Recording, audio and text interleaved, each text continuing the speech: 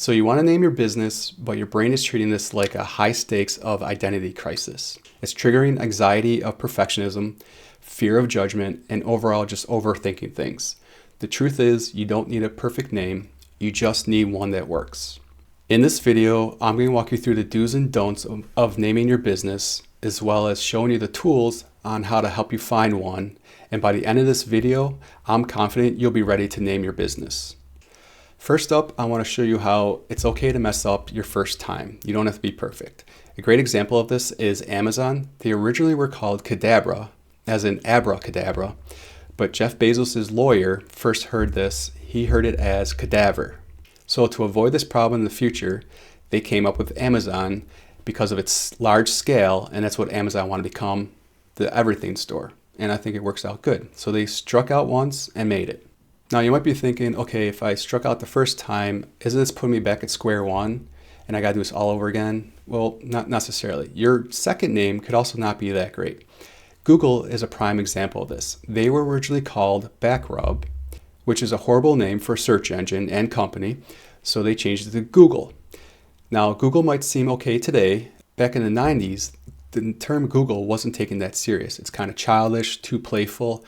And even in Silicon Valley, people were still wearing suits and ties. Things were much different back then.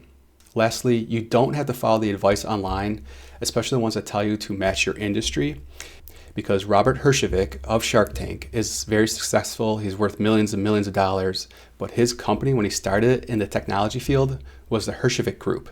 His logo looks like something from the 1700s, and his name, Herjavec, doesn't sound very modern and techy.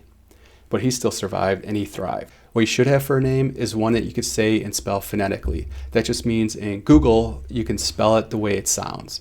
And a great example of that is Haagen-Dazs. If you didn't know how to spell it, you might try to spell it this way, but Google still finds it. Life finds a way, right? The second thing you really should have is one that's memorable. And I think Haagen-Dazs also follows this because it sounds European and it's actually not. It's a made-up word. It's not Danish. It's not Scandinavian. The owner who created this name just wanted something that sounded European. And look what happened today. It's highly successful. So let's go ahead and put this into practice, and we'll use ChatGPT to find us a name. And I want to make it memorable and easy to say. So I think puns are a great way to do that. The first one it gave me is Hair Force One. I like that one, so we're going to go with that for the rest of the video. Now we want to see if it's available in our state. There's this company called Busy, and they help you create your LLC once you're ready for that step. And all you got to do is put in your information and click Check Name Availability. Now the reason why they want your email is it takes about an hour for them to search your whole state's database and tell you whether or not it's available or not. For this example, I'm going to assume it's available. So now that we have our name ready, I want to make sure it's also available on social media. So there's another company called DNS Checker. You can put your social media account, the one you want, and click Check Now. So for ours, it's available for a lot of things, but it's not available for Facebook. And let's pretend Facebook is very important to us and our customers. So we're going to add the numbers 716 there because that's our area code where I'm from. You might think, I don't want numbers, nobody likes numbers, they're not professional, etc. Well, that's not true. Taylor Swift has a number 13 in her name, and she's very proud of that. It's her favorite number, so she uses that in her Twitter account. So don't be afraid to use a number. But the most important thing for your social media accounts is make sure your name is the same across the board. The reason why is Denny's had a different one for Facebook than they did Twitter, and when they printed their menu, they printed the same one for every single one. And when you went to their Twitter account, it showed up this guy. And I bet it made all their customers very confused with what's going on. The real one is supposed to be Denny's Diner. So that's why I recommend just keeping it the same across the board. The third section I want to talk about is what happens if you do want to change your name? How big of a deal is it? Well, it's really not that big of a deal at all.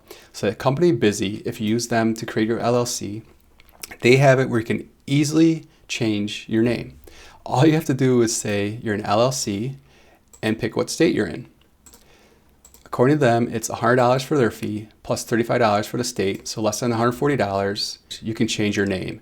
And that's literally all you do. You do that form and they take care of the rest. Lastly, you should also have a website, right? And in case you have to change it, you don't want to spend a lot of money on your website developing it and have to rechange all the links, the names on it, etc., right?